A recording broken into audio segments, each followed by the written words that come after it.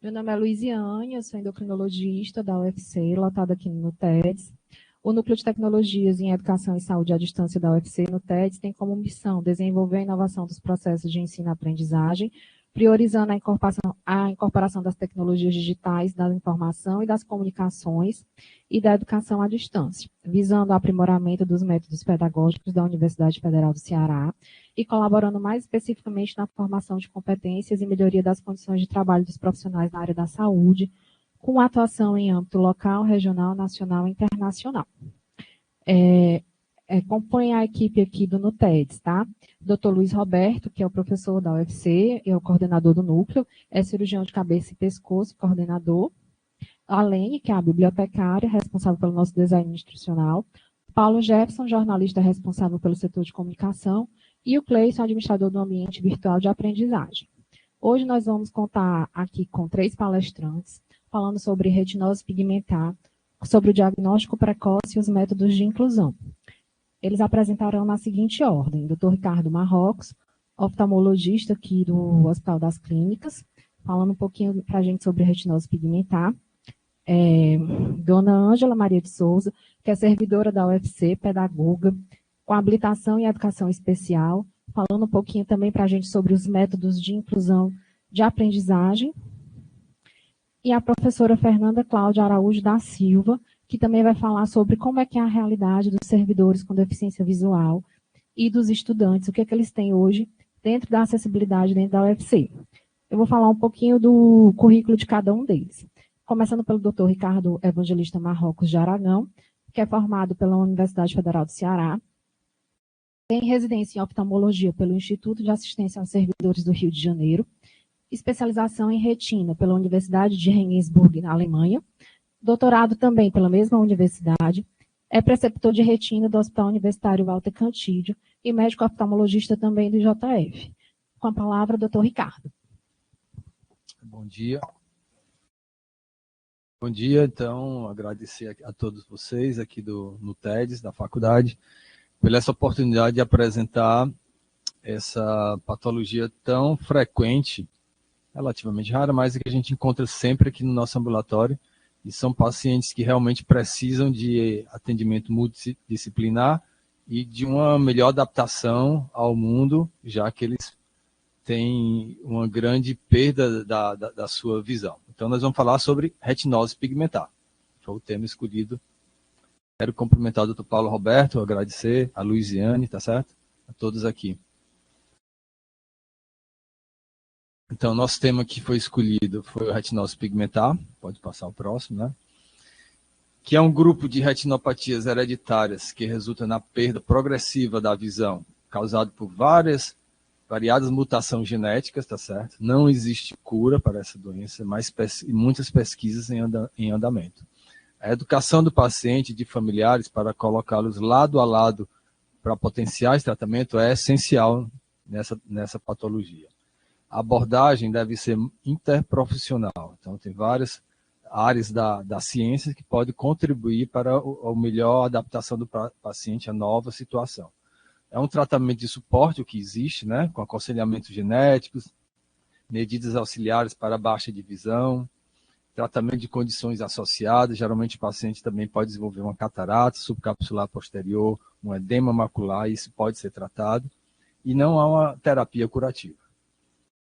Ela primeiramente foi descrita em 1853. Esse termo retinose significa uma inflamação, tá certo? Mas não é um processo inflamatório, apesar de ter um componente inflamatório, tá certo? É um processo que leva à apoptose das células. É um defeito genético na fisiologia das células, tá certo? Que leva à apoptose da célula dos fotorreceptores. A gente sabe que a gente tem 2 tipos de fotorreceptores na nossa retina, os cones e os bastonetes, sendo os bastonetes, que a maioria dos fotorreceptores é de bastonetes, então toda na meia periferia e na periferia da retina, responsável pela visão em ambientes com pouca luminosidade, e os cones que se concentram 100%, quase 100%, na fóvea, que é responsável pela visão central, visão de cores, tá certo? Então, é um grupo de desordens retinianas que levam à perda gradual da visão. Então, é uma doença progressiva, lenta, que costuma acometer os 2 olhos, tá certo? A distrofia retiniana hereditária afeta 1 em cada 5 mil habitantes, tá certo? Afeta mais de 1,5 milhão no mundo, tá certo? Então, 1,5 milhão de pacientes e pessoas são acometidas por essa doença. E é a doença mais comum hereditária da doença, tá certo? Mais doença hereditária da retina, tá certo? É a mais comum. Estima-se que em 2010 teve um prejuízo por conta dos pacientes, saiu da vida ativa economicamente, prejuízo de outras formas por conta da doença, de 6 bilhões de euros. Então, tem um impacto econômico também essa patologia. Ela é geralmente, como eu falei, bilateral. O paciente, a primeiros sinais é nictalopia. Nictalopia, o que é? É dificuldade no escuro. Vem do grego essa palavra, né? Boa noite em grego é kalinirta, tá certo? Nicta vem de noite, então, dificuldade à noite. Existe kalimera, né, que é bom dia.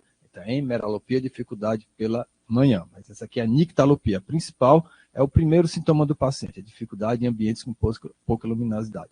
Ela é gradual, que evolui com constrição do campo visual, tá certo? E pode levar, em casos finais, né, a visão tunelar, tá certo? A mesma visão parecida em pacientes que têm glaucoma avançado, tá certo? E os pacientes nas fases finais podem ter a descromatopsia, como eu falei para vocês, acomete os primeiros bastonetes, depois os cones. Os cones são os últimos a ser acometidos. Embora exista um tipo da retinose pigmentar que acomete primeiramente os cones, mas são mais raras, tá certo? É bem mais rara. Então, a descromatopsia é uma perca da capacidade de discernir de cores, tá certo? E pode levar a uma perda total da visão, tá certo? Em poucos casos, no final do estadiamento da doença, pode levar a uma perda da visão total. Em casos mais avançados, os pacientes podem apresentar fotopsias, que são fotopsias, visão de luzes, tá certo? Isso aí acontece também, não é patognomônico da retinose pigmentar, outras patologias levam a fotopsias também, como descolamento de retina, as uveites, tá certo? Algo que acontece no vítreo. E até alucinações visuais, porque como o paciente tem uma perda da função da retina, é como se fosse aqueles casos que nós temos que tem a amputação de um membro, tem um membro fantasma, o paciente continua a sentir dor naquele membro que não existe mais, tá certo? A mesma coisa na retina, pode ter alucinações visuais. A retinose pigmentar pode ser isolada, tá certo? No caso isolado, só com alterações visuais ou associadas a alterações sistêmicas. E a síndrome sistêmica, a síndrome mais comum é a síndrome de Usher, tá certo? Que é caracterizada também por uma perda da acuidade auditiva. Próximo. A etiologia é a mutação genética, como eu falei para vocês, que afeta a bioquímica dos fotoreceptores. Então, na bioquímica dos fotoreceptores, dos bastonetes e depois dos cones, né? E do epitélio, levando a alteração do epitélio pigmentar, que leva à apoptose de todos, tá certo? De todas essas células, tá bom? São documentadas mais de 4.500 mutações em 250 diferentes genes nas distrofias retinianas. Sendo a retinose pigmentar, dentro das distrofias retinianas, a retinose pigmentar é a maior. E tem acometimento de mais ou menos de 70 genes, né? Os bastonetes são responsáveis, como eu falei para vocês, pela visão com pouca luminosidade. A acometimento dos bastonetes dá a queixa de nictalopia, né?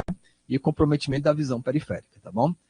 Com a perda de grande quantidade de bastonetes, há o efeito deletério do epitélio pigmentar. O epitélio pigmentar é a última camada da retina mais externa, tá certo? Onde os bastonetes e os fotoreceptores se fixam, tá certo? E fazem parte de toda a fisiopatologia daquelas doenças, fisiologia normal daquelas doenças, tá certo? Então, tem uma perda também do epitélio pigmentar.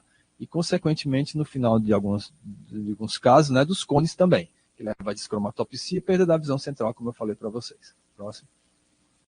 Mais de 100 localizações genéticas em 50 diferentes genes têm sido identificados como causador da retinose pigmentar. Então, isso leva a gente ver que os testes genéticos são importantes nesses pacientes, né?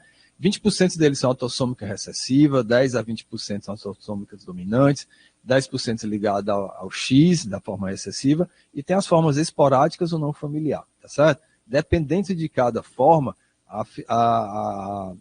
os sinais clínicos serão diferentes, tá certo? É diferenciado, pronto. Ela atinge mais homens que mulheres, somente ligado ao X, tá certo? As sindrômicas são as menos comuns, síndrome de Usher é raro, tá certo? 1,6 a 6,2 em cada 100 mil, né? Na população. O início depende da forma genética, né? Existe forma que pode se iniciar na infância, mas a maioria se inicia na forma de adolescência, não, até na forma adulta, tá certo? Então, depende da forma genética, tá certo? A forma dominante, geralmente, a autossômica dominante, geralmente na segunda década que se manifesta, tá certo? 3/4 do diagnóstico se dá até a terceira década. Tá? O paciente que chegou até a terceira década, 3/4 do diagnóstico já vão ser feitos, já estão sido feitos, tá certo? Então, inicia-se com a nictalopia na adolescência e perda do campo visual no adulto jovem, tá certo? Que vai com a progressão dela. Próximo. A fisiopatologia, eu falei para vocês, são diversos mecanismos genéticos envolvidos, né? Existe a apoptose, a perda das células, a morte das células, dos bastonetes primeiramente, e depois dos cones, né? A exposição à luz, fototoxicidade, alteração do ciclo do retinol, aumento do consumo de oxigênio, são as várias teorias explicadas para a perda dos bastonetes e dos cones nesses pacientes que têm os defeitos genéticos, tá certo?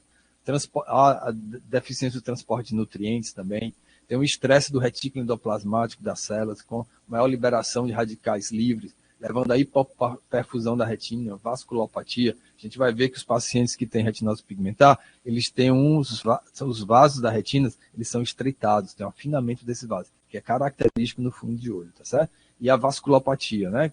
Então, pacientes também podem desenvolver um edema macular cistoide, que pode acontecer como uma das causas de baixa acuidade visual desse paciente, então, uma vasculopatia. Nesses pacientes foram vistos níveis aumentados de endotelina 1 no sangue, que é uma substância que leva a vasoconstricção, podendo ter reações sistêmicas também. Geralmente, os pacientes, às vezes, podem relatar pés frios, mãos frias, tá certo? Devido a esse aumento dessa substância, tá certo? No sangue, levando a vasoconstrição de extremidades também.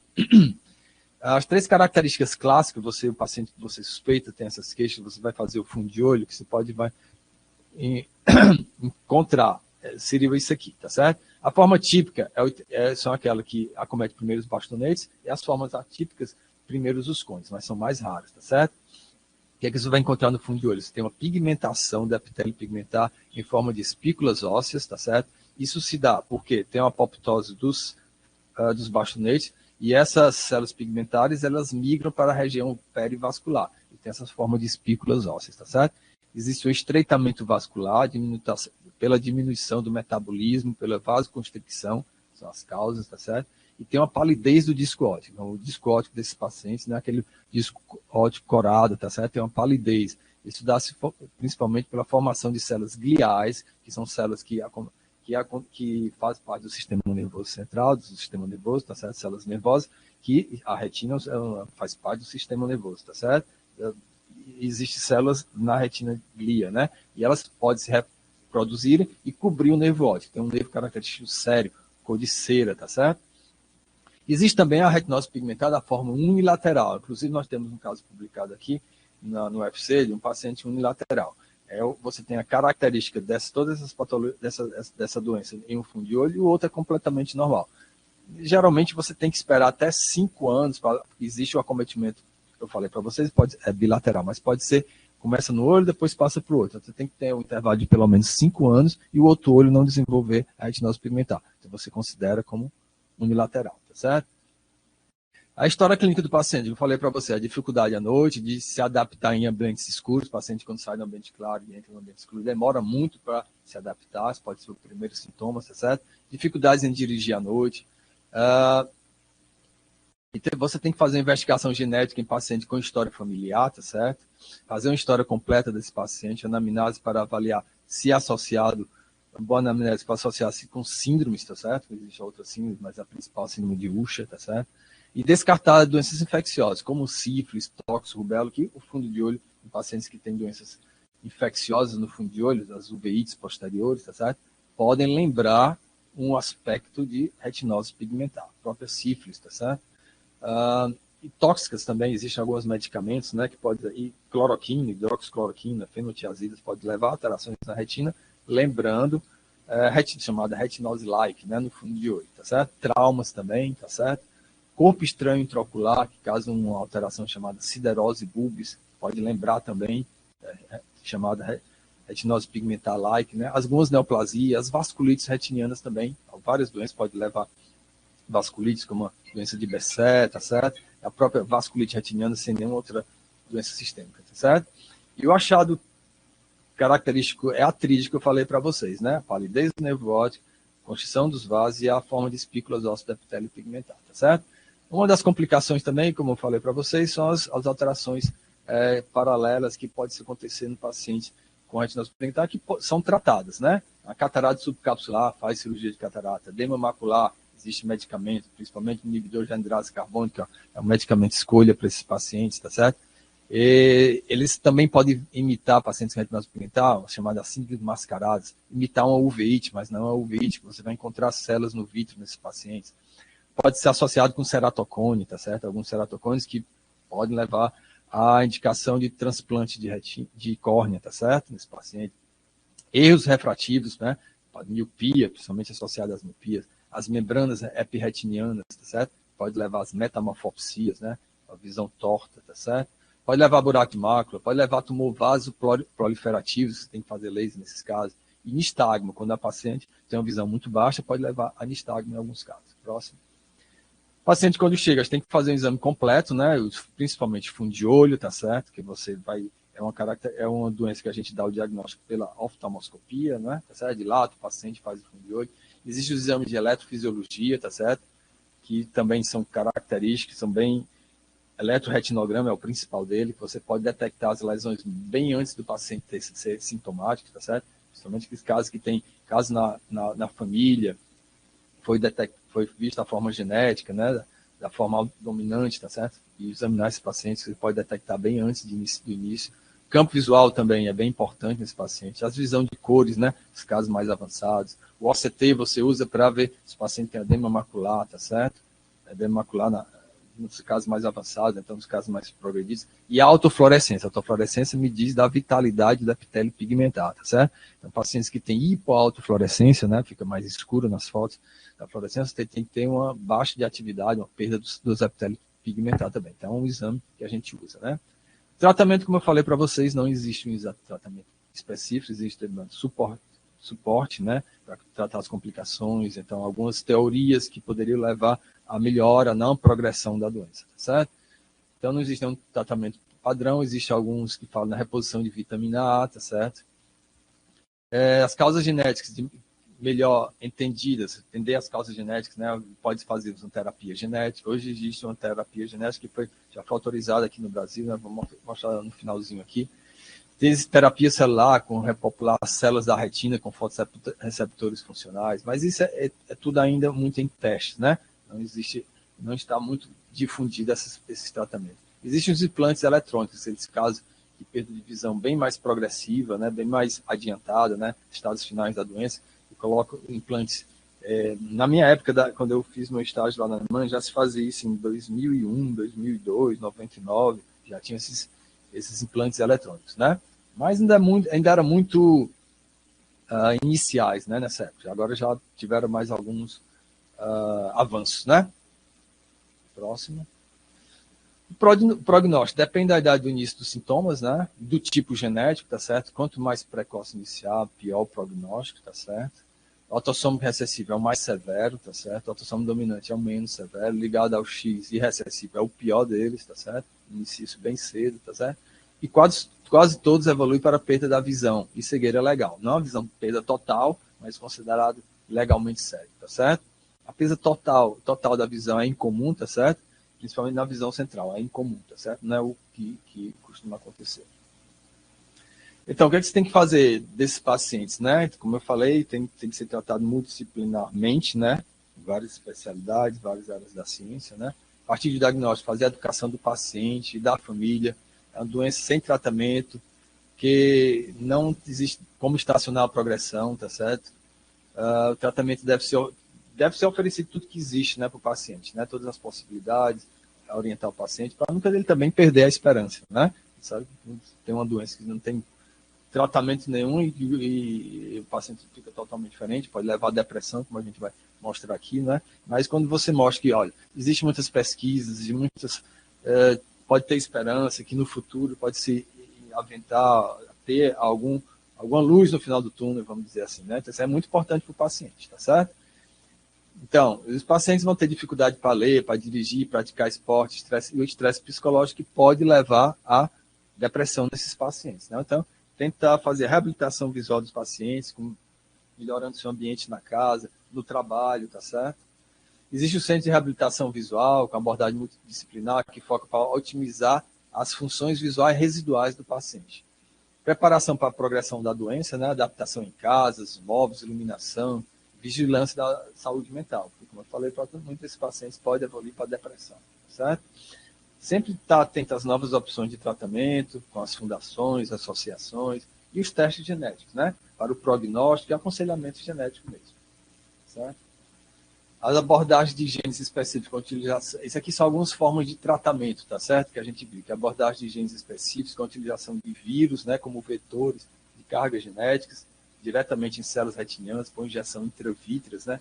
Claro que esses tratamentos existem as complicações, né, que as injeções intravítreas podem levar a hemorragia vítrea, descolamento de retina, endoptomites, né, todas essas complicações inerentes ao procedimento. O uso de oligonucleotídeos, tá certo? Para suprimir ligações aberrantes causadas pelas mutações, administração de células progenitoras do corpo vítreo no espaço subretiniano, optogenética, ela usa terapia genética para expressar canais iônicos nas células residuais, tá certo? Estimulação elétrica transcorneana também mostrou alguns resultados, né? Que é a liberação de fatores neurotróficos, e os implantes retinianos eletrônicos, como eu falei lá na frente, e a vitamina A, né? A posição pode levar a uma perda mais lenta dos fotorreceptores, tá certo? Essa aqui é uma classificação que ela me pediu, não sei se você me pediu, da deficiência visual, né? A gente considera, dependendo do grau de perda, do acometimento da visão, a gente considera como deficiência grave, moderada, leve, né? Ou a cegueira, tá certo? Próximo.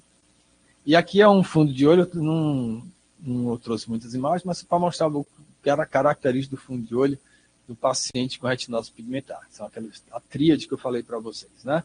Que são as espículas ósseas, estão vendo essas pele pigmentar que teve a morte, a apoptose dos bastonetes que estão na periferia da retina. Eles migraram para a região perivascular e adquirem essa forma de espículas ósseas, tá certo? O estreitamento dos vasos, realmente a gente não vê uma veia, as artérias, a gente vê somente as veias, tá certo? Somente, né? As artérias praticamente apagadas pela vasoconstrição. E o nervo óptico sério, né? Cor de cera, tá certo? Como a palidez do nervo óptico. Existe também essa alteração central, chamada de bullseye, olho de boi, né? Que você pode encontrar também na toxicidade pela cloroquina, tá certo? Que é chamado bullseye, olho de boi, tá certo? Essa parte central, que é a preservação da parte central, tá certo? Da região da mácula, né? Que aí estão os cones, 100% de cones, que são os últimos a serem atingidos, tá certo? Próximo. E aqui é uma nova terapia genética que foi autorizada aqui no Brasil, já se faz nos Estados Unidos, nos casos mais avançados, que você usa cópias desse gene, né? RPE 65, você injeta diretamente subretiniano, né? Então tem que fazer como na cirurgia, geralmente quem faz retina, os retinólogos, né? E existe alguns, eu realmente, aqui no Ceará, não sei se foi feito isso em algum paciente, eu desconheço, mas em São Paulo já tem casos feitos. E tem um resultado promissor, tá certo? Lógico que isso é tudo no início, tá certo? Mas, então, o que é importante dizer para o paciente, né? Que existe sempre pesquisas, tem pesquisas em andamento, que não perder nunca as esperanças, tá certo? Era isso que eu tinha para falar para vocês. Obrigada, doutor Ricardo. Foi excelente a sua explicação, né? A gente começou com um tema mais específico, falando sobre retinose, e foi muito interessante quando o senhor falou da parte multidisciplinar, que a ideia é justamente essa, né? É trazer saberes multidisciplinares para se integrarem aqui. E daí a gente vai falar sobre a questão dos deficientes, a forma de inclusão deles na educação. E a nossa próxima palestrante, a dona Ângela Maria de Souza Bezerra, ela tem um motivo muito especial, né, para falar sobre esse tema, né? Ela é mãe também de um servidor aqui da UFC, que é portador de retinose. Ela é servidora da UFC, lotada no ambulatório de pesquisa multimeios da Faculdade de Educação da UFC. Ela é graduada em Pedagogia pela UFC, com habilitação em Educação Especial e especialização em Psicopedagogia. Tem mestrado em Educação também pela UFC, especialização em Gestão Universitária. e ela é coordenadora do projeto de extensão de acessibilidade e inclusão, abrindo janelas na educação de pessoas com deficiência visual através de tecnologias assistidas. Ela trabalha nesse projeto desde 2018. Ela é agente da acessibilidade aqui da UFC, e ela é diretora do Grupo Retina, que é um grupo de pessoas com doenças raras hereditárias da retina, e presidente da Associação Nacional Retina Brasil. Então, ela vai falar também para a gente sobre um projeto que está tendo, né, dona Ângela, com os testes genéticos que estão sendo ofertados gratuitamente, como uma forma de informar a população a respeito desses testes genéticos, que seriam bem caros para serem adquiridos de outra forma, mas que através do grupo estão sendo ofertados. Então, agora, com a palavra, dona Ângela. Bom dia. A pergunta tradicional, vocês estão visualizando o slide? Alô? Sim, professora. Sim, está dando para visualizar normalmente. Certo, então vou ampliar, está tudo ok, né? Primeiramente, quero agradecer ao convite bastante honroso de estar aqui dividindo esse espaço com o doutor Ricardo Marrocos, a professora doutora Fernanda Cláudia, e agradeço imensamente o doutor Luiz Roberto, né, coordenador do NUTEDES, a doutora Luziane, que fez essa mediação para que esse momento acontecesse. E parabéns, doutor Ricardo Marrocos, a sua aula foi maravilhosa. Já vai ficar aqui depois o convite para o senhor fazer uma live com o Retina Ceará, tá bom? E eu queria informar que sou uma mulher de pele branca, certo? Estou usando uma camisa de crepe com estampas preto e brancas, de mangas 3/4, uso um lenço de cetim branco com estampas em flores nas cores cinza e preto. Ele está amarrado sobre a minha cabeça com as pontas caídas sobre meus ombros para frente. Uso óculos de grau, de lentes transparente, armação cor-de-rosa, batom rosa e um brinco como uma gota em dourado, certo? Fiz essa descrição da minha imagem para que as pessoas com deficiência visual, certo? Elas possam ter a informação de como sou fisicamente, como eu estou me apresentando nesta palestra, certo? Isso também tem a ver com a questão da acessibilidade, né? A questão da audiodescrição. E quem vai falar mais sobre isso é a doutora Fernanda Cláudia e o Euri, certo? Então, aqui, realmente é um momento especial, né? Eu não conhecia o que era retinose pigmentar, nunca tinha ouvido falar de doença hereditária da retina. O que eu sabia de doença visual, doença ocular, era as que eram corrigidas por lentes, né? Lentes de contato, óculos. Também a questão da catarata, era a que eu conhecia. Na época, eu não sabia nem o que era glaucoma. Hoje, tenho aprendido muito sobre essas temáticas das doenças oculares e especialmente da retinose pigmentar. Pois bem, vou iniciar aqui. A inclusão da pessoa com retinose pigmentar. Aqui no meu slide tem o título e tem as logos do brasão da Universidade Federal de Ceará, do Laboratório Multimeios, no qual onde eu trabalho. O meu nome é Ângela Souza, o meu contato, angela.multimeios.fc.br e angelasouza@retinabrasil.org.br, meu contato de telefone, DDD 85 986 83 3041. No rodapé, a logomarca esquerda da Retina Brasil e do Retina Ceará. Bom, doutor Ricardo Marrocos, né, brilhantou a abertura dessa palestra, que tem uma foto de um olho com a íris na cor marrom, onde a maioria dos brasileiros tem essa cor de íris, né? E o olho humano. O olho humano é a lente, o filme fotográfico mais avançado do mundo. A retina que é a parte do olho responsável pela formação das imagens, pelo sentido da visão, nos proporcionando a compreensão e a interpretação do mundo, né?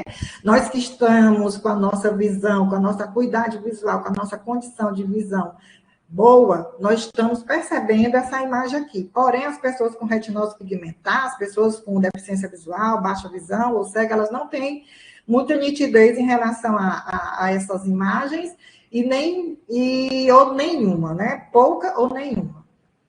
A importância da visão, né? Uma imagem vale mais do que 1000 palavras. Aqui eu tenho uma imagem de um jardim com flores rosas, um caminho, né? Uma pequena estrada com muitas plantas. Nós estamos aqui interagindo com a possibilidade de decodificar tudo que essa imagem está apresentando aqui para nós. Mas as pessoas com retinose pigmentar, especificamente, elas não vão ter essa condição, muito bem explicada anteriormente pelo doutor Ricardo Marrocos, certo?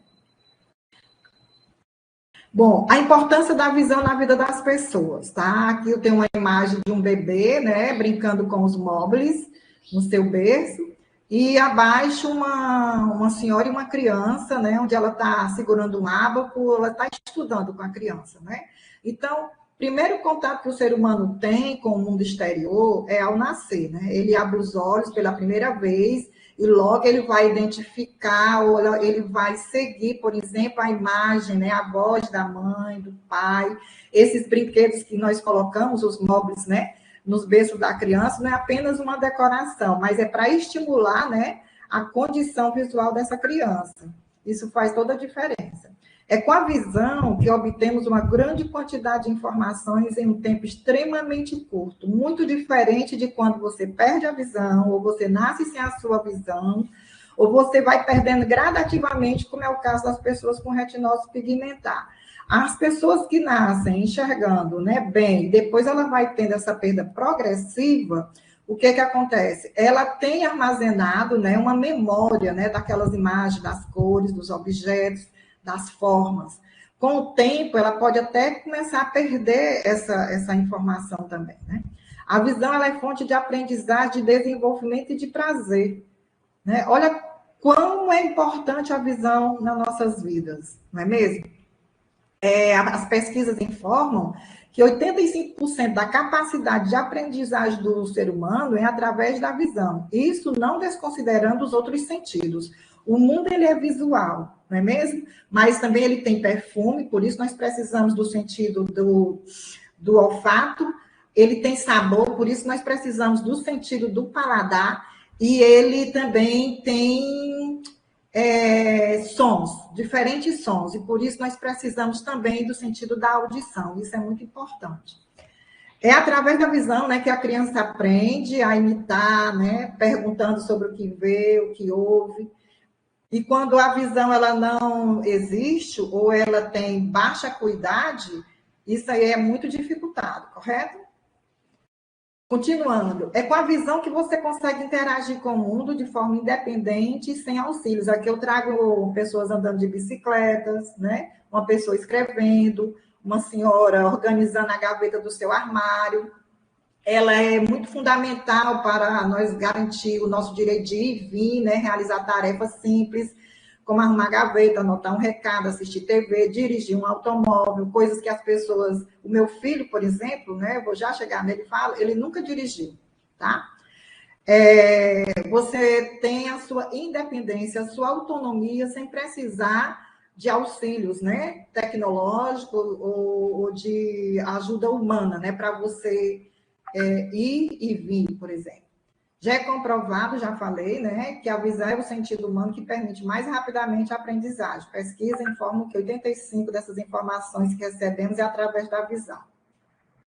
E por que falar sobre pessoa com deficiência? Porque se nós estamos falando aqui de retinose pigmentar, que causa baixa visão, que leva à cegueira, né, de forma progressiva, essa pessoa ela é considerada legalmente uma pessoa com deficiência visual. E considera-se pessoa com deficiência visual, né, de acordo com a Lei Brasileira de Inclusão, também conhecida como Estatuto da Pessoa com Deficiência, a Lei número 13.146, de 2015, é aquela pessoa que tem impedimento, pode ser a longo prazo, de natureza física, mental, intelectual ou sensorial. Sensorial, você que está me assistindo, que não conhece, no caso aqui é a visual, né?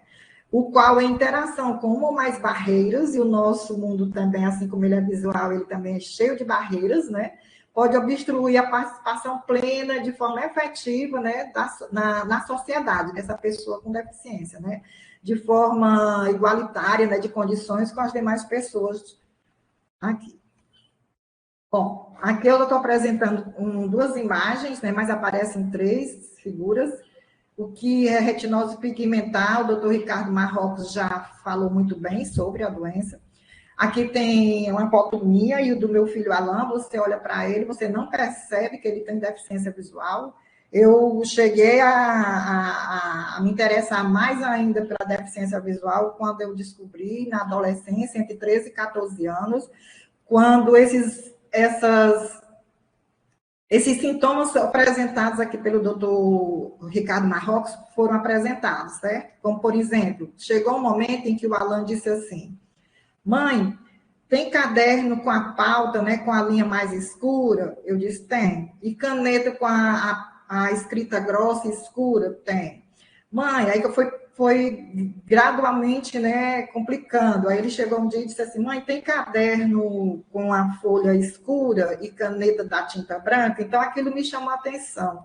Foi quando eu levei para a oftalmologista. Assim como também, como ele ficava às vezes com a minha mãe, né, porque eu ia trabalhar, eu e meu esposo, eles barravam nos objetos, né, nas coisas, nos móveis. Então, aqui você vê a foto dele, você não aparenta uma pessoa que tem deficiência visual, e tem uma imagem, né, de um pássaro sobre um galho de uma árvore, um pássaro azul, onde mostra a gente que está enxergando muito bem, né, tem a visão de uma pessoa sem retinose, e a outra você só vê no centro, todo o campo visual está preto, e só uma bolinha no centro, né, que mostra um pouco da imagem, né, que mostra só uma parte do pássaro, né, então seria um exemplo de um perfil de uma pessoa com retinose pigmentar.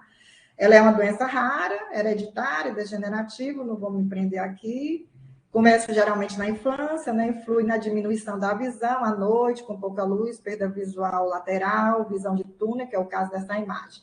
Ainda não há tratamento.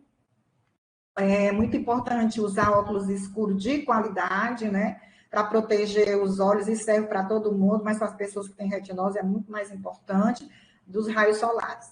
Aqui tem alguns símbolos, né, esse olho, né, traçado com essa marca na diagonal, é o símbolo que representa a pessoa com baixa visão, aí tem uma pessoa, um desenho com cão-guia e outro com a bengala. Bom, ela é a perda da visão, comprometimento parcial ou total, pode ser congênita ou adquirida, que no caso aqui é congênito, né, da retinose, pode ser causadas por questões infecciosas, nutricionais, traumáticas, ou doenças como glaucoma ou catarata.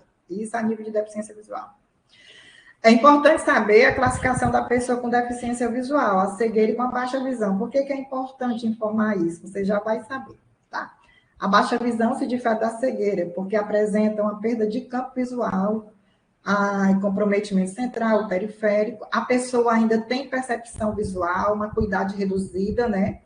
Mas ela ainda tem condições de perceber algumas coisas, tá? Então, essa é a pessoa que é compreendida, né, é definida como pessoa com baixa visão. Ela ainda lê, né, através de ampliação de textos, fontes ampliadas, certo, etc.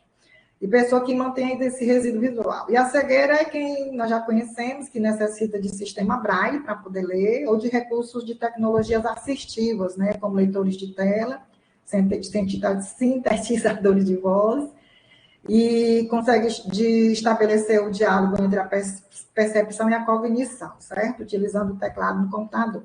Aqui do lado, nós temos 3 representações, né, de tipos de bengala, né, para identificar o grau da deficiência visual.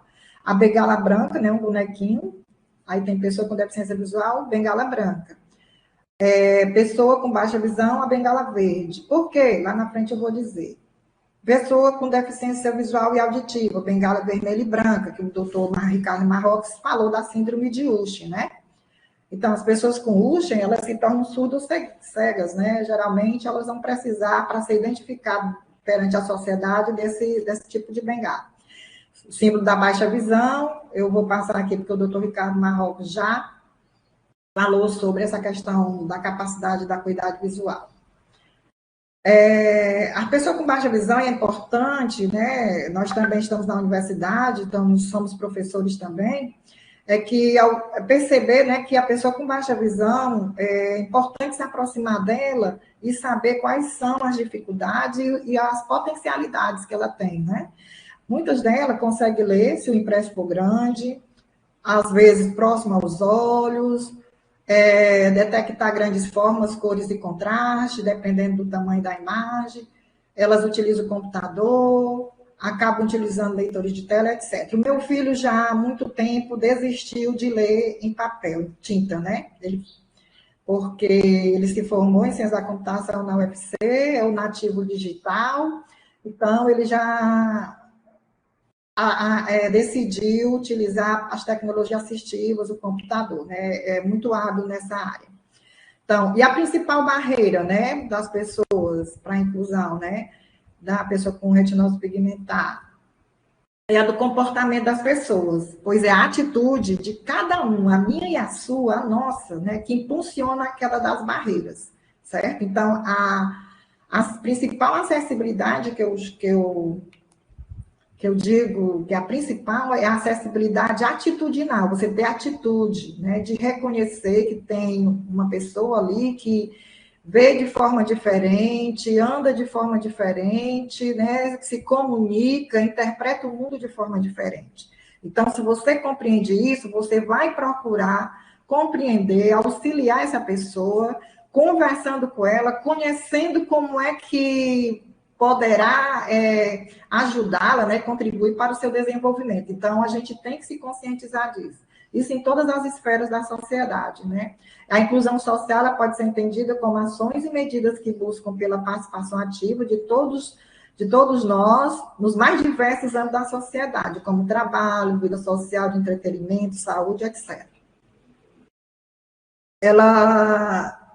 A inclusão da pessoa com deficiência, né, visual, ela pode ser entendida com medidas que buscam... Pronto, já passei, desculpa. Bom, aqui tem outra imagem, né? Uma pessoa de perfil, com close de olho, visualizando uma imagem, né, de um campo com no centro uma árvore bem verde e o céu azul com muitas nuvens. Porém, mais uma vez, a pessoa que tem retinose pigmentar, ela só consegue visualizar um pontinho, o resto tudo é preto, né? Então, você imagina aí como é que meu filho está enxergando hoje, tá? O Alan.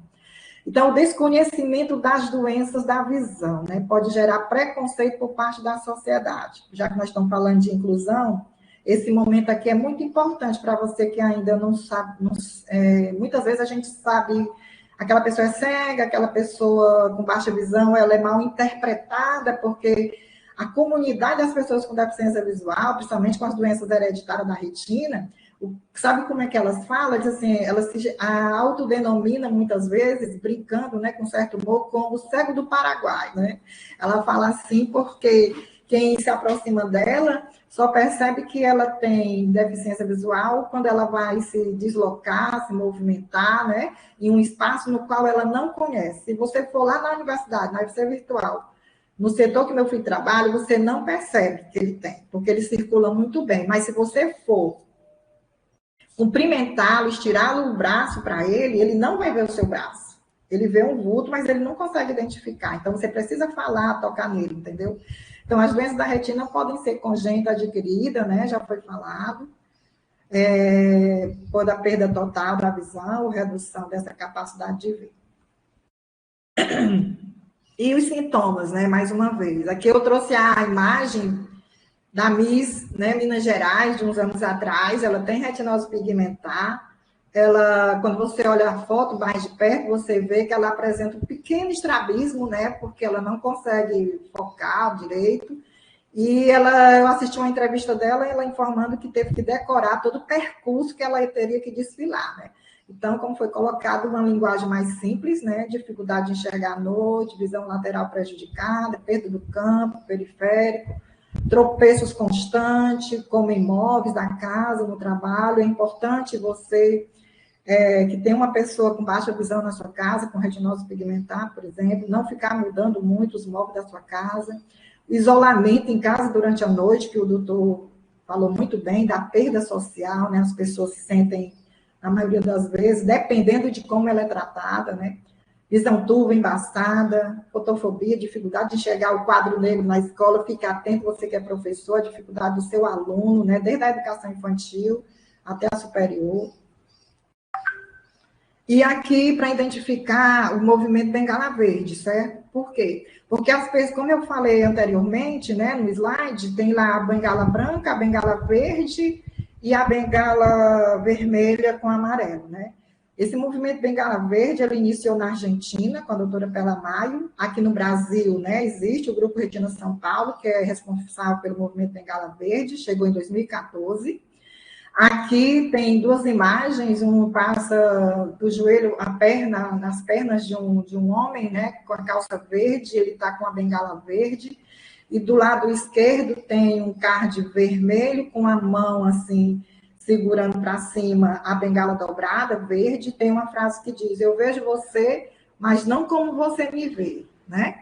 E, por não serem cegas, as pessoas com baixa visão têm dificuldade para usar a bengala branca, certo? Pois acabam sendo identificados como pessoas cegas e são submetidas a diversas situações constrangedoras. Então, a bengala verde veio para poder diferenciar. E, com isso, elas adotarem a bengala, né, porque de orientação e mobilidade, para que ela tenha autonomia, né, para poder caminhar sozinha, etc. Aqui fala, né, um pouquinho, foi em 96, para identificar as pessoas com baixa visão, é um instrumento de suma importância, tá? Bom, aqui eu tenho duas fotos, né, de duas pessoas com retinose pigmentar. A professora, a doutora aí falou do meu projeto de extensão na UFC, acessibilidade e inclusão, abrindo janelas na educação de pessoas com deficiência visual, através das tecnologias assistivas. Uma das nossas metas é implantar a acessibilidade plena, né, nos sistemas digitais, o portal Tudo Bem, site da UFC, os ambientes virtuais, né, de aprendizagem, né, o celular, por exemplo, os próprios CIGA e os sites da universidade, tá? E esse rapaz aqui, de barba, óculos escuros e boné, é o André, ele é formado em pedagogia, ele tem retinose pigmentar, ele hoje já é considerado uma pessoa cega legal, mas sabe programar, é expert em acessibilidade digital, tá? Do lado direito tem um rapaz e uma moça, eles são do grupo Retina Minas e outro Retina Ceará, certo? Pedagogicamente, nós temos que lembrar que os alunos com deficiência visual são como qualquer outro aluno. A única diferença que nós precisamos ter em relação aos demais, ele tem a mesma capacidade de aprendizagem, é buscar materiais, né, adaptados, né, acessíveis para que eles possam estudar da mesma forma que os demais. O aluno cego com baixa visão seja orientado a seguir as mesmas regras da sala de aula como qualquer outro, certo? Como qualquer outro aluno, ele deve interagir e realizar suas atividades. Acessibilidade atitudinal, né? Como eu havia falado, eu botei um card aqui, né, com algumas ilustrações. Tem um garoto que vem na escola, né, tá de bengala, ó, quero que você conheça a escola. À sua direita fica a quadra de esporte, à sua esquerda a sala de vídeos. Aí ele fala assim, com a audiodescrição, entendo melhor o fim, né, os filmes e posso conhecer mais os lugares. Aqui tem uma professora, né, ela pensando com ela mesma, os alunos, ela está no seu birô, e tem um aluno com deficiência visual que está com uma interrogaçãozinha, um balão, né, de diálogo com interrogação, e ela é SOS, ela coloca assim, ela pensa, será que devo ou não pedir sugestão aos alunos? Por que eu coloquei isso daqui? Porque se você tiver um aluno com deficiência visual, né, cego ou com baixa visão, você precisa conhecer o seu aluno, né? Saber quais são as suas necessidades e as suas potencialidades, porque assim você vai conseguir progredir. Chegar para ele e perguntar como pode ajudá-lo, tá? Tudo começa aqui, na atitude. E o que fazer quando estiver com uma pessoa com baixa visão, né? Deficiência visual? Descrever sua aparência em ambiente, né? Ao entrar em alguma reunião online, oferecer o ombro ou o braço para guiar a pessoa, caso ela aceite. Se ela estiver com o cão-guia, ande sempre ao lado direito dela, nunca ao lado do cão. Avisar de forma discreta, né? Se houver qualquer problema com a vestimenta dela, porque às vezes pode acontecer, certo? Uma vez o meu filho vestiu uma camisa, uma de malha, pelo lado avesso, entendeu? botões abertos, manchas, etc. Se estiver guiando a pessoa, avisar com antecedência quando tiver obstáculos ou degraus no caminho. Se você estiver acompanhada, avise a pessoa cega que está com você. Cumprimente a pessoa em voz alta ao entrar e sair do local em que ela está, mas não gritando, certo? Ao explicar o percurso para a pessoa com deficiência visual, evite expressões como lá ou aqui, dê detalhes, né? À sua direita, próximo de você, à sua esquerda. E aqui tem dois charges, né? Ilustrando o comportamento das pessoas. E abaixo tem a descrição da imagem, né? Orientações práticas, convivência com pessoas cegas ou com baixa visão. Então, no primeiro, você vê um cara com microfone, né? Acho que é isso. Algumas pessoas, sem perceber, falam mais alto com os cegos, né? E a pessoa cai, né, assustada. E a imagem, se for só uma. Descrição da imagem. Isso aqui é uma forma de acessibilidade comunicacional, que é a audiodescrição, né? Charge em cores variadas de um homem utilizando um megafone, de onde saem várias palavras, que ajuda para atravessar à sua frente um senhor com as mãos no ouvido e caindo acima um balão de conversação escrito: eu não sou surdo, etc.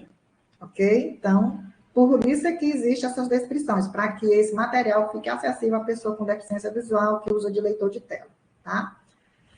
E onde pessoas buscam informações sobre a retinose pigmentar? Primeiramente, né, eu trouxe aqui as duas logos, né, do Retina Brasil e da Retina Ceará, mas primeiramente com o seu médico oftalmologista, tá? Ele é o especialista, tá, para lhe orientar, tá? Eu costumo até dizer, do doutor Ricardo Marroques, é que não compre óculos escuros em beira de calçada, né? Porque aquelas lentes, elas não protegem nada a sua visão, tá?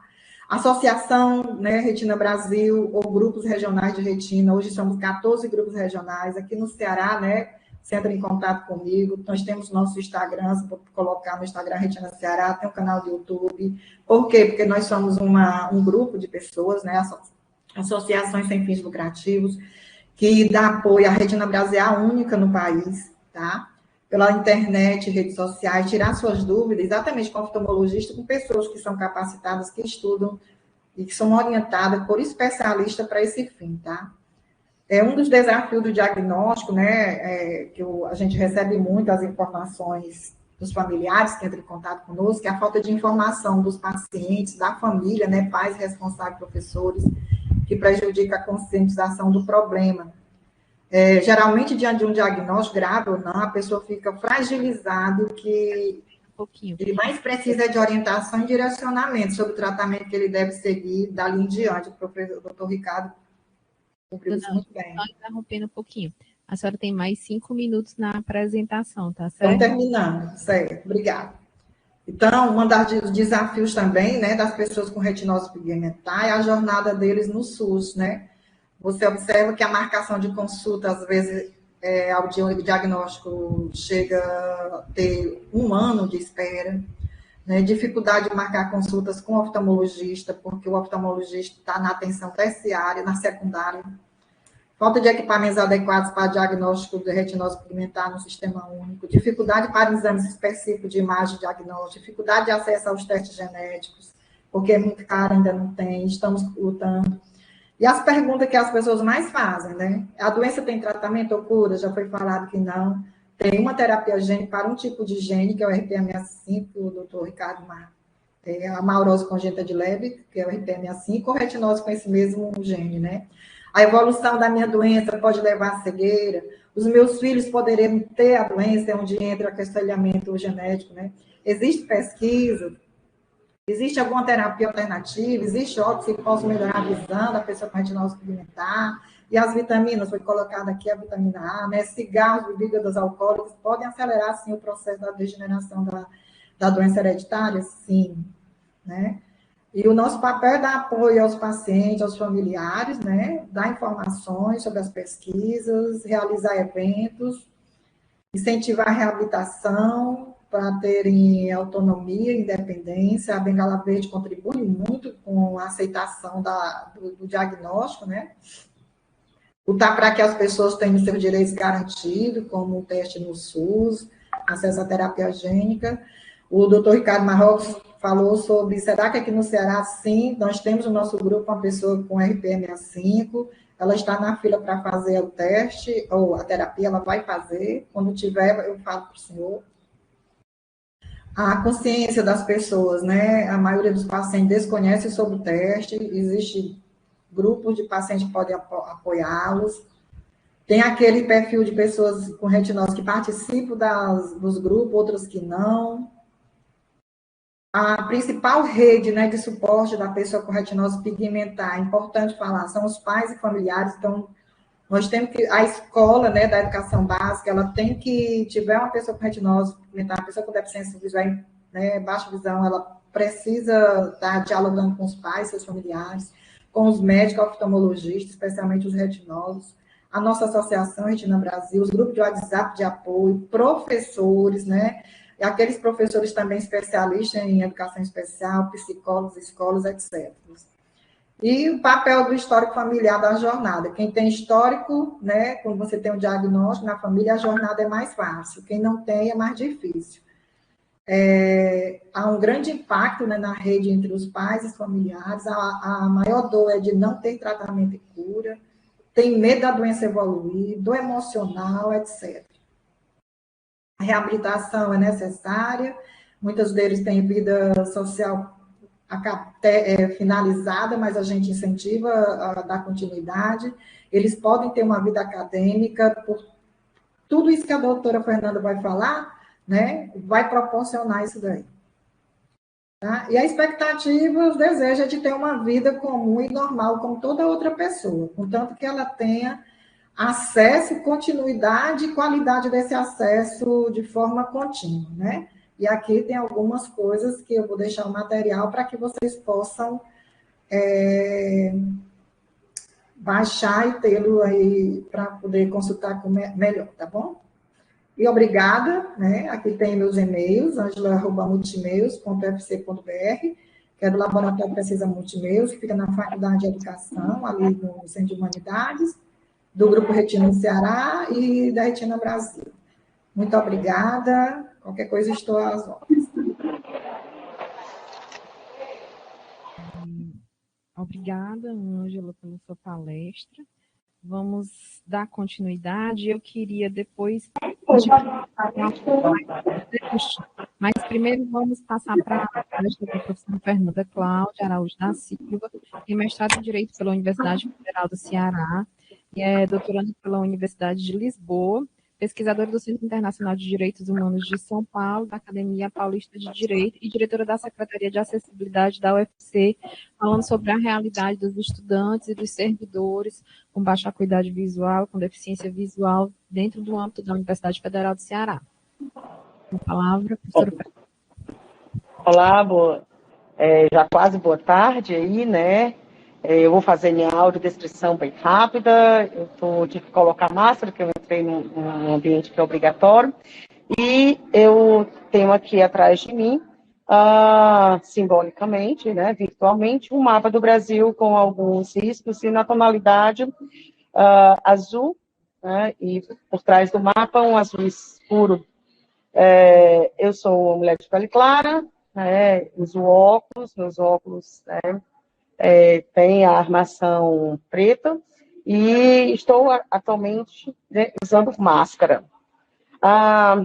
Me restou pouco tempo e uma série de informações aí passada aqui pelos palestrantes anteriores, tanto pelo doutor Ricardo como pela experiência viva da Ângela com relação à própria doença.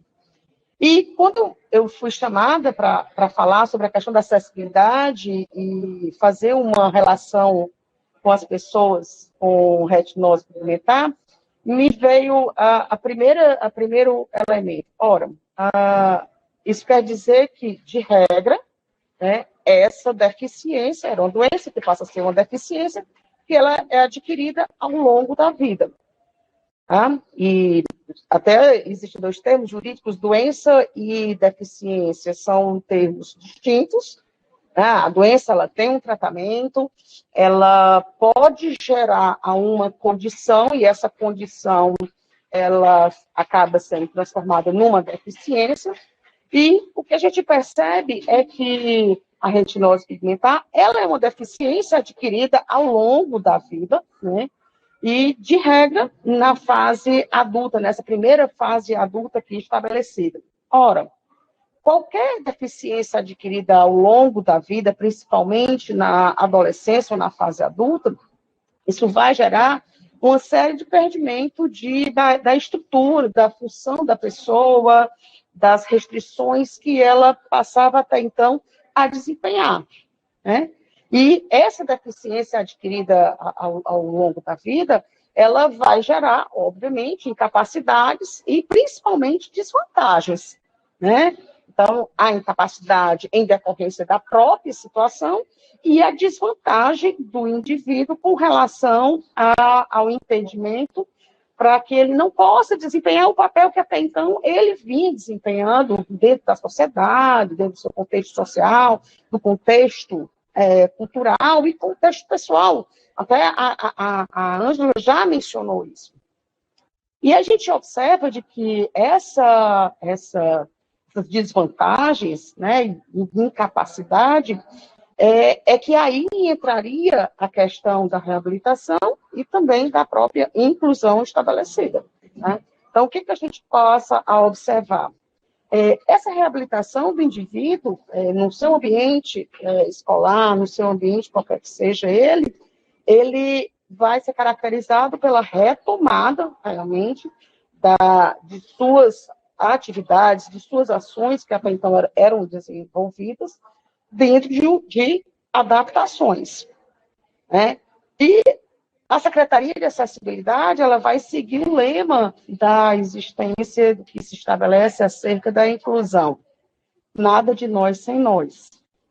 Então, todo e qualquer procedimento adotado pela Secretaria de Acessibilidade, o primeiro momento que a gente passa a observar é quais são os mecanismos e instrumentos que podem ser adotados, né? Até porque eu não tenho uma fórmula, um parâmetro, né? E isso foi demonstrado pelo doutor Ricardo, exposto também pela própria Ângela, de que não dá para você estabelecer isso, tá?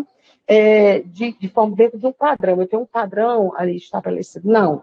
Então, esse nada sobre nós, sem nós, é exatamente verificar a existência de o que a pessoa com a deficiência adquirida ao longo da vida, ela se estabelece, o que ela necessita, ela se propõe realmente, porque a deficiência, ela acaba, né, gerando um estigma, tanto subjetivo como social, né, como ambiental vivenciado.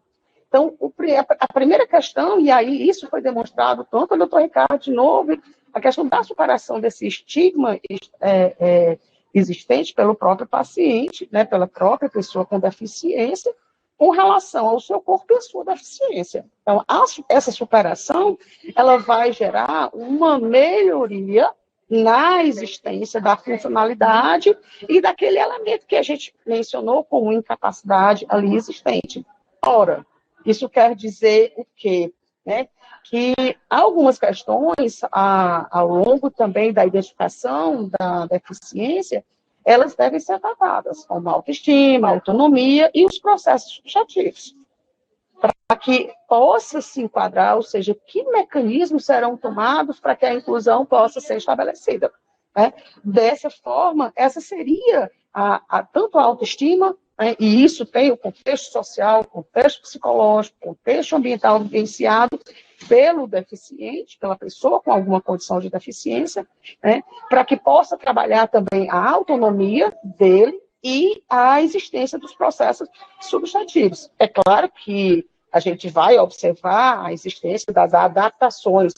As deficiências, elas impõem adaptações externas, e essas adaptações, elas são passadas pela adaptação do próprio indivíduo, né?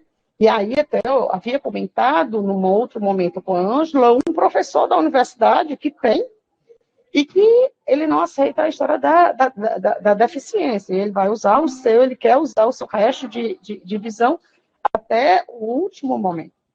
Então, a UFC, inclui, ela é demandada. Então, a Secretaria de Acessibilidade, ela recebe demandas para que sejam feitas atendimentos com relação a essa funcionalidade, a essa incapacidade estabelecida. Nós temos uma divisão de tecnologia assistiva, nós temos uma divisão de atendimento pedagógico, né, capaz realmente de atender. A universidade ela tem tomado várias medidas, como pessoas com baixa visão ou com cegueira total, a instituição da Rebeca, né, que é uma rede brasileira de estudos e conteúdos adaptados, para que os alunos com baixa visão ou cegueira total tenham acesso, né, a todas essas informações, livros. Essa rede Rebeca é uma rede formada, até o pleonasmo falar rede Rebeca, formada por vários aqui instituições que se estabelecem, que digitalizam os livros acessíveis e catalogam isso daqui. Tá? Eu vou passar, eu vou precisar me ausentar, eu peço desculpa. O Eury vai me falar sobre a questão da divisão da tecnologia assistiva dentro da Secretaria de Acessibilidade. Por favor, Eury.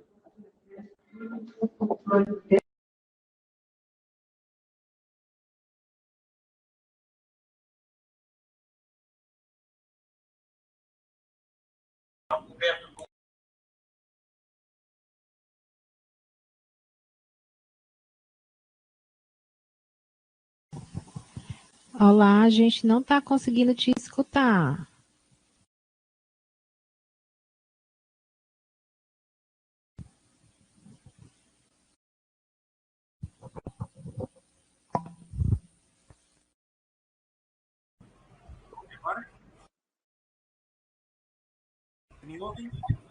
Está um pouquinho baixo, tem como aumentar um pouco mais?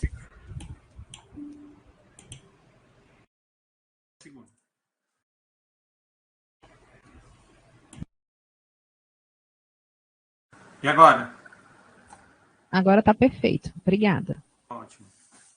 Então, bom dia. Meu nome é Eury Júnior Salles. Eu sou membro da Divisão de Tecnologia Assistiva da Secretaria de Acessibilidade, né, que é dirigida pela professora Fernanda Cláudia. E por tudo que já foi falado, né, eu vou falar aqui sobre a divisão, né? A divisão da secretaria que trabalha exatamente com a temática do que foi exposto aqui, né? Então, essa questão da inclusão dos alunos e servidores com deficiência através da tecnologia. Então, nós oferecemos a implantação de softwares de acessibilidade, e esses softwares principalmente são desenvolvidos para as pessoas com deficiência visual. Então, nós temos leitores de tela, nós temos outros equipamentos de hardware, mesmo físicos, na secretaria, e que nós tentamos fazer licitação para conseguir equipar toda a universidade. Então, nós também damos suporte a todas as demais ações da secretaria que envolvam alguma questão de tecnologia, praticamente todas envolvem. Então, por exemplo, nós temos uma divisão própria que trabalha com o público surdo, a divisão de tradução a divisão de tradução e interpretação de língua de sinais. E nosso trabalho, a gente trabalha em parceria com eles, fazendo a edição dos materiais dos vídeos em Libras, por exemplo.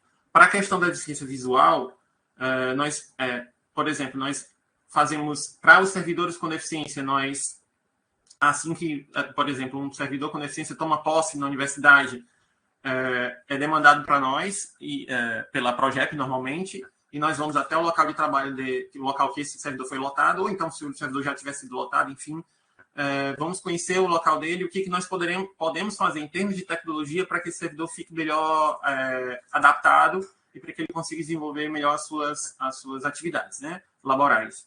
Então, a instalação de softwares, alguns tipos de hardware, por exemplo, nós licitamos algum tempo atrás scanners que têm função de leitura. Então, a pessoa digitaliza, por exemplo, é um auxiliar administrativo, ele recebe um ofício, alguma coisa, isso antes do SEI, né? Por exemplo. E esse scanner digitalizava aquele ofício, já na mesma hora já dava um retorno sonoro para aquele servidor, então ele conseguia ter acesso àquela informação em tinta, né, que normalmente, principalmente a pessoa com baixa visão ou cegueira total não teria acesso. E nós, principalmente, equipamos, né, os laboratórios com softwares de tecnologia assistiva, principalmente os leitores de telas. Né? Os leitores de telas são softwares que permitem fazer uma varredura da tela. Então, onde você tiver o foco da ação, por exemplo, no uso do computador, normalmente pessoas videntes, né, como nós somos, assim, pessoas que não têm nenhum tipo de deficiência, elas usam o computador como teclado e mouse. Né? Uma pessoa com deficiência visual, ela esquece o mouse, ela só vai trabalhar com teclado, usando navegação pelas setas, a tecla Tab, algumas teclas do teclado que vão servir de atalhos. Então, o software leitor de telas, ele vai mapear toda essa navegação via teclado, e onde o foco da ação estiver, seja no sistema Windows, no menu iniciar, no gerenciamento de arquivos, seja num software de editor de texto como Word, seja navegando na internet, no navegador do Chrome, no Edge, Firefox, seja lá onde for, onde você estiver trabalhando, o leitor de telas vai no foco do seu trabalho, né, que você está selecionando com o teclado, e aquela ação que você está fazendo, ele vai, com uma tecnologia de síntese de voz, né, ele vai transformar aquilo num retorno sonoro, e aí é onde a pessoa com deficiência visual vai conseguir se localizar e trabalhar, e navegar, e tudo. Certo? Não sei se alguém já teve acesso, já viu uma pessoa com deficiência visual usando uma tecnologia assistiva, mas normalmente eles usam até com uma velocidade de fala um pouco mais acelerada. Mas exatamente por conta dessa discrepância entre o uso, né, de uma pessoa que tem a visão em perfeitas condições, ela vai usar o mouse e ela vai focar onde ela quer, clique e dá tudo certo. A pessoa com deficiência visual, ela vai precisar fazer toda uma navegação via teclado, às vezes essa navegação pode fazer com que a pessoa navegue por toda a página, vamos pensar num site como o portal da UFC. Então, para ela ter acesso a uma notícia que está lá na parte central do portal, provavelmente ela vai a navegação ela vai passar primeiro pelos menus superiores do portal, depois pelos menus laterais, das opções, até chegar na opção que realmente a pessoa precisa. Então, esse tempo todo ocasiona realmente uma demora. Então, a tendência com o uso é que esses usuários eles vão se adaptando àquela voz sintetizada e eles vão usando ela cada vez com mais velocidade para que eles consigam chegar mais rápido e fazer a ação que eles precisam. Mas isso é uma questão de adaptação. Quando a pessoa com deficiência visual já está bem adaptada ao uso da tecnologia assistiva, ela trabalha praticamente em iguais condições com a pessoa que não tem a deficiência. Esses recursos estão disponíveis nos computadores. Então, computadores com ambiente Windows, você pode instalar, por exemplo, o software que nós instalamos, que nós recomendamos aqui na universidade, é o leitor de telas NVDA, que é um software desenvolvido por uma ONG australiana. Ele é gratuito e você pode baixar, instalar e você já acessibiliza o computador de forma bem tranquila no ambiente Windows. Se a máquina tiver Linux, ela já tem, de toda máquina que tem uma distribuição Linux, ela já tem nativamente um leitor de telas, isso já é embutido no sistema Linux. Basta você acionar o recurso do Orca em qualquer distribuição Linux. Se você estiver trabalhando com os dispositivos móveis, tanto no iPhone, né, no sistema iOS, como no Android, você tem recursos de tecnologia assistiva. No iPhone você tem o Voice Over, que você habilita lá nos ajustes, e no Android você vai ter o Talkback, que você ativa através das configurações do Android. E com isso você consegue navegar. Nós temos exemplos de alunos, o próprio Alan, filho da Ângela, faz um exímio usuário dessas tecnologias assistivas. E nós temos alunos que lidam muito bem com isso, que tiveram toda a sua vida acadêmica pautada por essas tecnologias e conseguiram, enfim, graduaram, pós-graduaram, estão em mestrados, já passaram até da etapa de mestrado, já entrando em doutorado. Então, esses recursos possibilitam a inclusão e permitem que esses alunos sigam com as suas vidas da maneira possível, né? Então, esses são alguns recursos. Temos recursos de hardware também disponíveis, leitores autônomos que facilitam, por exemplo, o aluno chega com um livro impresso e nesse leitor, você coloca o livro no leitor, o leitor tem uma câmera, fotografa aquela página, faz o reconhecimento dos caracteres e já sonoriza aquela informação através da síntese de voz, então ele já tem acesso direto àquilo. E na secretaria nós temos uma divisão também de produção de material acessível, que tem uma parceria com o sistema de bibliotecas, que digitaliza os livros. Então, os livros e os materiais acadêmicos em geral. Então, é feita a solicitação, por exemplo, de uma determinada coordenação de curso, de um determinado departamento, e sobre um determinado material que está sendo usado lá na bibliografia daquele curso, esse material é disponibilizado para a nossa divisão, esse material é digitalizado, escaneado, digitalizado, é feita toda uma adequação por conta de, por exemplo, cabeçalho, rodapé, notas de fim de página, que são realocadas para que o fluxo de leitura seja um fluxo contínuo, porque o leitor de telas ele vai fazer a leitura contínua do que está exposto, né? Lembrando também que o leitor de telas ainda não está no nível de maturação para poder, digamos, você tem um texto, uma página que você vai ter texto e imagem. Ele, se não tiver uma descrição daquela imagem, ele não vai automaticamente fazer essa descrição ainda. Essa tecnologia ainda está em processo de desenvolvimento, né? Grandes corporações como Google, Microsoft, Facebook, Meta, né, no caso, trabalham com essa questão da descrição automática de imagens, mas, por enquanto, isso é muito incipiente. Então, é feito na nossa divisão, junto com o sistema de bibliotecas, a descrição das imagens, né, desses materiais didáticos, para que quando o usuário estiver fazendo a leitura daquele conteúdo digital, que foi digitalizado na divisão, ele possa ter acesso ao texto e ter acesso à imagem, o leitor vai dizer que é uma imagem e vai falar a descrição que foi acrescentada lá através do serviço dos nossos profissionais, né?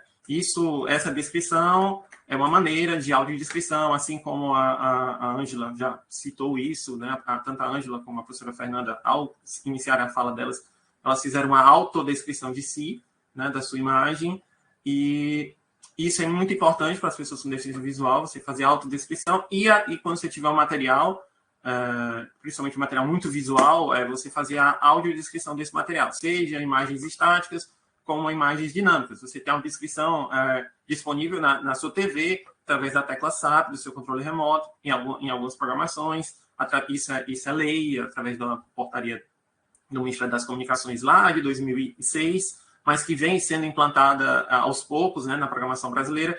Os filmes também têm opções de audiodescrição, principalmente filmes em mídia física. Infelizmente, nos cinemas, são raras as sessões que têm a audiodescrição já disponível.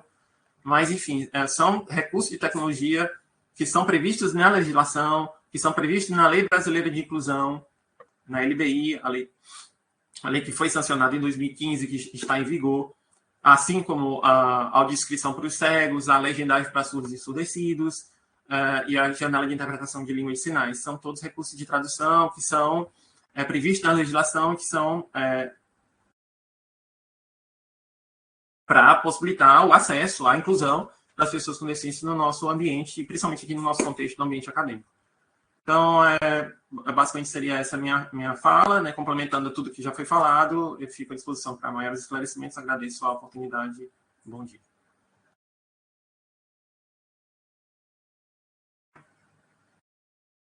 Excelente, obrigado pela contribuição. O professor está aqui perguntando, querendo saber um pouco mais sobre a Secretaria de Acessibilidade. Aqui, Pró-Reitoria, ela está vinculada e o endereço? Então vamos lá. A Secretaria de Acessibilidade, ela é um órgão vinculado diretamente ao gabinete do reitor. Então, nós somos vinculados à reitoria, só que fisicamente nós estamos locados no Centro de Humanidades da Área 1. Hoje, o nosso prédio é um prédio temporário, se bem que já estamos lá há 12 anos, mas é um prédio temporário. Nós ficamos no anexo da Biblioteca de Ciências Humanas. Nós temos um prédio em fase final de construção, que ele fica localizado ao lado da Casa de Cultura Britânica, que vai ser o prédio do Departamento de Letras Libras, e o prédio um dos andares desse prédio vai ser, muito provavelmente, o primeiro andar, vai ser a Secretaria de Acessibilidade, onde vai funcionar a Secretaria de Acessibilidade. Mas hoje nós funcionamos num prédio anexo à Biblioteca de Ciências Humanas. E nós somos vinculados diretamente ao gabinete do reitor, não estamos vinculados a nenhuma pró-reitoria. Nós temos o status de secretaria mesmo.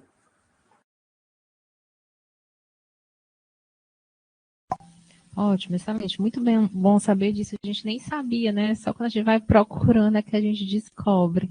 Então, talvez uma divulgação maior dentro do próprio ambiente da universidade, do Hospital das Clínicas, seja interessante. Eu queria só pedir para a dona Ângela, para ela falar sobre a questão do teste genético. Quem precisar fazer o teste genético, quem que deve procurar, né? Se está Ainda acontecendo, né? suficiente, né? Para a gente usar esse ambiente aqui como uma forma de informação para a sociedade, tá certo? Tá. Bom, infelizmente, né, o programa do teste foi concluído, tá?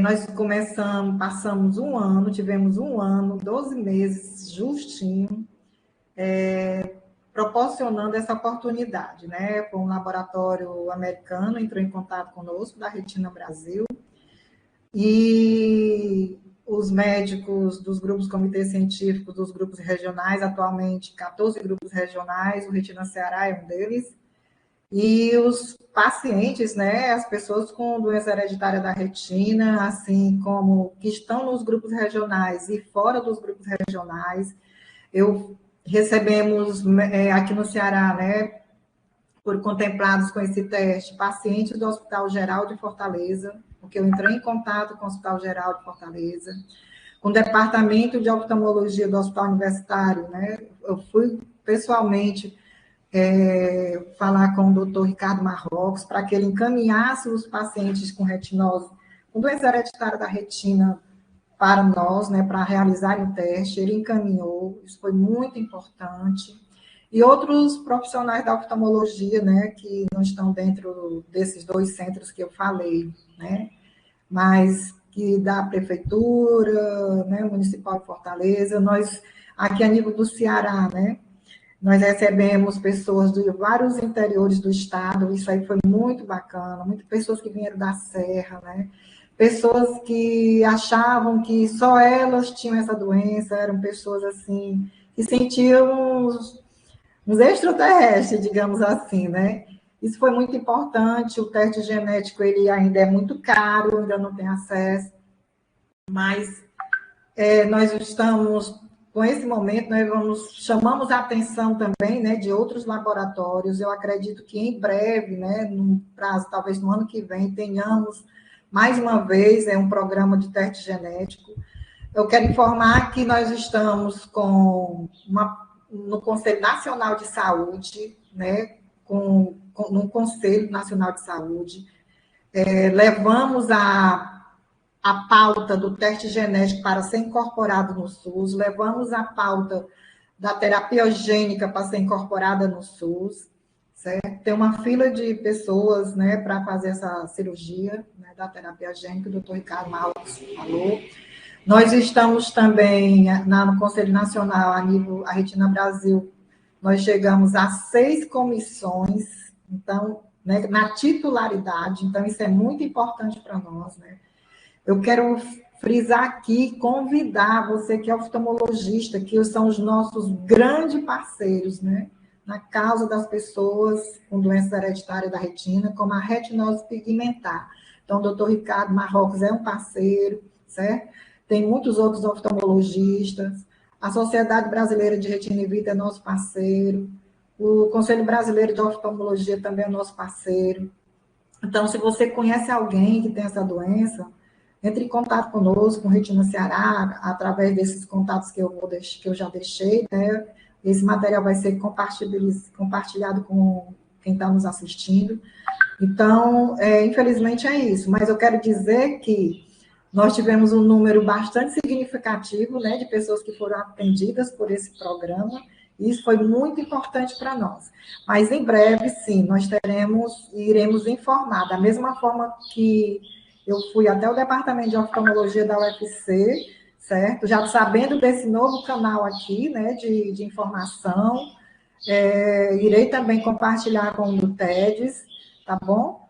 Para que vocês possam encaminhar as pessoas, né, os pacientes, para realizarem o teste, tá bom? E acesse o nosso site, retinabrasil.org.br, tá? No canal do YouTube tem o Retina Ceará, tem o canal do YouTube do Retina Brasil. Hoje, eu vou compartilhar aqui com o doutor Ricardo e com você. Hoje nós estaremos do Retina Pernambuco, né, uma live muito importante que é sobre as novas pesquisas sobre as doenças da retina, tá certo? Com o doutor Ronaldo, que é do Retina Pernambuco. Ele é oftalmologista, é retinólogo também e especialista em genética ocular também, tá bom? Então é isso, eu quero agradecer. Se você quiser mais alguma coisa, doutora, é só perguntar. Não, eu quero agradecer a todos, agradecer também a participação do Euri Júnior, que ajudou quando a doutora Fernanda não pôde mais estar. O doutor Ricardo também precisou sair por conta do ambulatório. E agradecer a todos pela excelente contribuição. Obrigada.